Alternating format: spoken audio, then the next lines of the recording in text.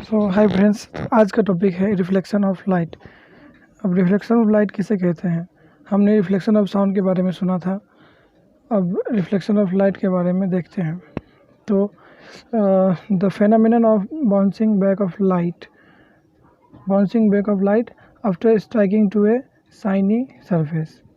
किसी भी shiny surface पे जब लाइट स्ट्राइक करती है तो वो रिफ्लेक्ट होकर बाउंस बैक हो जाती है।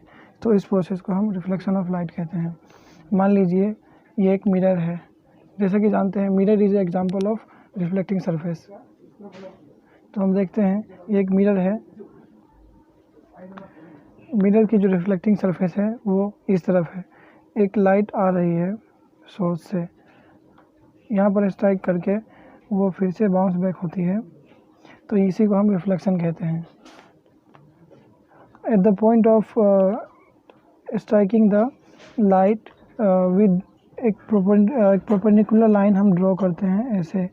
इस परपेंडिकुलर लाइन को हम नॉर्मल कहते हैं, नॉर्मल, जिसे हम एन से डिनोट करते हैं। और जो रे इनिशियली स्ट्राइक करती है रिफ्लेक्टिंग सरफेस पर उसे हम इंसिडेंट रे कहते हैं। Incident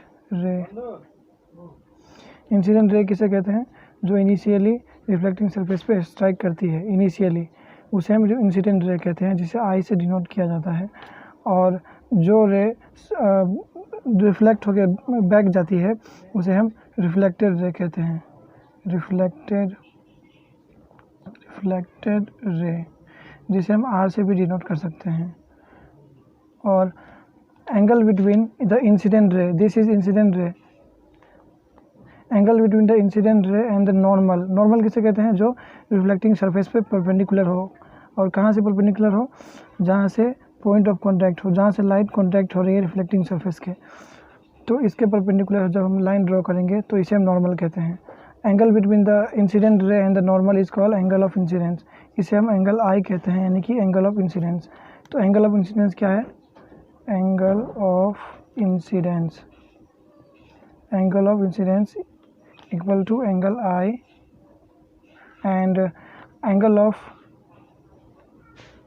reflection equal to angle R। इस एंगल को हम एंगल ऑफ रिफ्लेक्शन कहते हैं। किस एंगल को? नॉर्मल और रिफ्लेक्टेड रे के जो बीच की जो एंगल है उसे हम एंगल ऑफ रिफ्लेक्शन कहते हैं।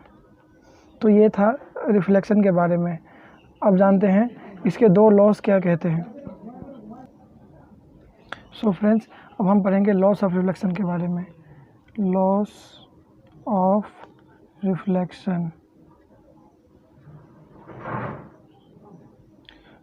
रिफ्लेक्शन में हमारा दो लॉ है। और first law is angle of incidence is always equal to angle of reflection.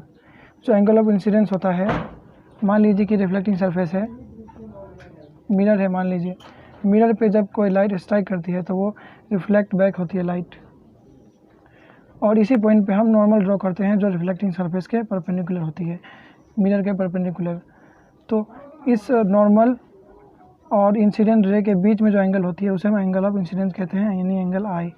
और रिफ्लेक्टेड रे और नॉर्मल के बीच में जो एंगल होती है उसे हम एंगल आर कहते हैं। तो for any reflection of light हमेशा angle I is always equal to angle R. So this is the first law of reflection. अब देखते हैं second law of reflection. Second law of reflection क्या कहता है कि जो नॉर्मल होती है, नॉर्मल मीन्स ये line, normal, incident ray and reflected ray always lies in the same plane। Means जो इंसिडेंट रे और नॉर्मल और रिफ्लेक्टेड रे होती है वो हमेशा सेम एक प्लेन में लाई करेगी। तो ये सेकेंड लॉ ऑफ रिफ्लेक्शन है। तो ये थे दो loss of reflection. I hope कि आप समझ गए होंगे रिफ्लेक्शन प्रोसेस के बारे में और रिफ्लेक्शन के दो लॉस के बारे में। Thank you.